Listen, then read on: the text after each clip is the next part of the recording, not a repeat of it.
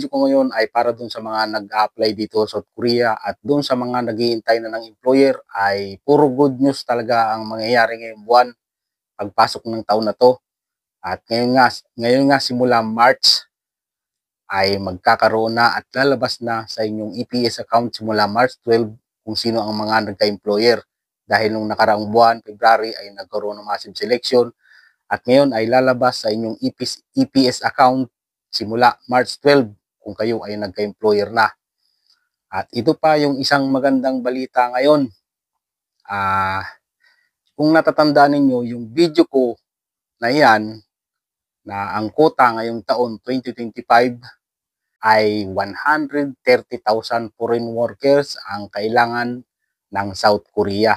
At yan ay manggagaling sa 16 na bansa na pinagkukuhanan nila ng foreign worker kasama ang Pilipinas. Ngayon, ang magandang balita dito ay dinagdagan nila ng 20%. Ibig sabihin, yung 130,000 na kailangan nila ngayong taon na magsisimula sa March ngayong buwan ay dinagdagan pa ng 20% at ang suma total na kailangan ng South Korea na foreign worker ay magiging 156,000 na. Doon sa nakarang video ko, ang nakalagay doon ay 130,000 ang kailangan nila at ang ilalagay nila doon ay 79,000 sa manufacturing. Ngayon, yung idinagdag nila na 20%, bali 26,000 yung idadagdag nila sa manufacturing. Dahil sa manufacturing lang yung additional na 20%, ang suma total nito, ang kailangan nila na foreign worker sa manufacturing industry lang ay pumapalo na ng 100,000 na katao. O di ibig sabihin nito, dahil sa pagkakaalam ko, ang pinakamarami na inilalagay sa manufacturing ay kinukuha ay sa Pilipinas. Mga Pinoy ang inilalagay nila sa manufacturing, pero hindi halos lahat. Dahil kumukuha din sila sa ibang bansa katulad ng Vietnam, Cambodia, kumukuha din sila dyan na ilalagay ay sa manufacturing. Pero ang pinakamarami talaga ay mga Pinoy EPS worker ang kinukuha nila para ilagay sa manufacturing. Kaya napakaswerte talaga ng mga naghihintay ng employer, yung may mga approval na. Ngayong taon talagang halos lahat kayo ay makakaalis. Importante din ito, alam nyo, sa mga babae. Kasi alam nyo naman, mahirap makaalis ang mga babae. Pero sa palagay ko ngayong taon, ay medyo maraming babae ang makakaalis dahil sa quota na yan sa manufacturing pa lang ay pumalo na ng 100,000 na katao. Ito pa yung isang good news dahil yung ilang grupo ng mambabatas dito sa South Korea ay iminungkahi nila na i-improve yung housing condition ng mga foreign worker dito sa South Korea. Ang mahirap kasi dyan, yung iba nating kababayan dito ay hindi talaga maganda yung tirahan. Katulad dun sa iba, nakatira sa container. Ang mahirap sa container, pag yung winter, sobrang lamig talaga. Tapos pag summer naman ay sobrang init. Pero meron naman yung kumbaga pag summer may aircon naman. Tapos kapag winter ay may heater naman sa loob. Pero ang mahirap kasi doon, nasa labas yung CR.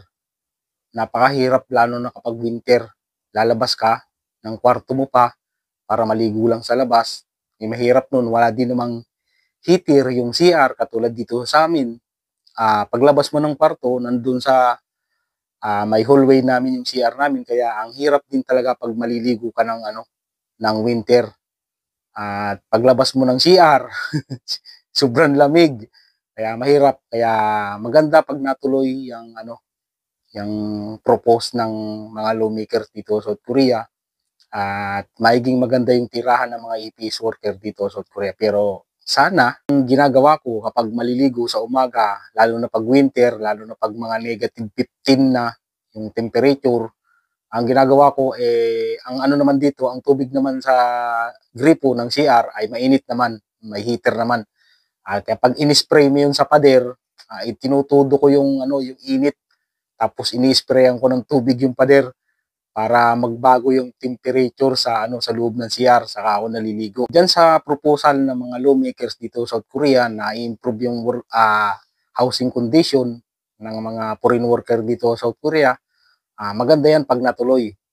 Ang hindi lang natin alam ay baka yung ililipat kayo sa magandang tirahan pero ang mahal naman ng bayad. Katulad dito sa amin, hindi ko kumbaga opinion ko lang 'yon. Katulad dito sa amin ay sa totoo lang ay itong kwarto ko na 'to, itong tinitirhan namin dito ay 30 years na ito. Itong kwarto na 'to. 30 years na kasi nag-umpisa itong pabrika ng amo ko ay 1995. 30 years na 'tong company ng amo ko at gano'n na rin katanda itong kwarto na 'to kaya hindi na rin maganda. At pagdating nga ng summer, ay doon sa mga butas-butas, pero tinakpan ko na yung mga butas-butas ng dingding dito kasi ang daming naglalabasan na alupihan. Daming alupihan dito, ipis, daga. Kaya sabi ng amo ko, tinanong kami kung gusto raw naming lumipat ng tirahan.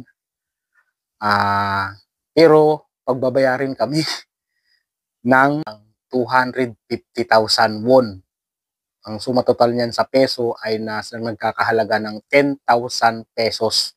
Napaisip ako dahil malaki-laking halaga rin yun. Dahil ang binabayaran lang namin dito ay wifi, tubig, kuryente, saka gas. Wala kaming bayad talaga sa bahay. Yung kinukonsumo lang namin ang binabayaran namin. Ang bayad namin dito monthly ay 100,000 won lang. Nasa 4,000 lang. Kaya sabi ko, sayang din yung 6,000. Sabi ko noon ay, dito na lang ako. Magtsatsaga na lang ako dahil malapit lang sa company. Paglabas mo ng kwarto, nandyan na yung company. Hindi katulad dun sa sinabi niya na ililipat kami ng magandang tirahan, pero ang layo. Ang layo. Kaya sabi ko, ayaw ko. Tama na to sa akin. Ang pinaka-importante lang naman ay may privacy, makatulog ka ng maayos, saka number 1 ay sweldo. Dapat sapat yung binibigay na sweldo kung ano yung pinagtrabahunan mo. Dapat ay hindi magulang yung amo mo. Sapat na yon. Ang pinaka-importante dyan ay hindi nanggugulang pagdating sa sweldo yung amo. At saka sa kwarto, pagdating sa kwarto, ang pinaka-importante talaga yung mag-isa ka lang sa kwarto kahit maliit. Ang mahirap kasi dito, kalimitang aaway-away yung mga Pinoy, pagdating sa kwarto, pag yung marami, kung di ba 3 o 4, siyempre masikip, tapos yung iba, maingay, yung iba gustong matulog, yung iba gising pa, may kausap, kaya mahirap, pangit pag talaga yung marami kayong magkakasama sa kwarto.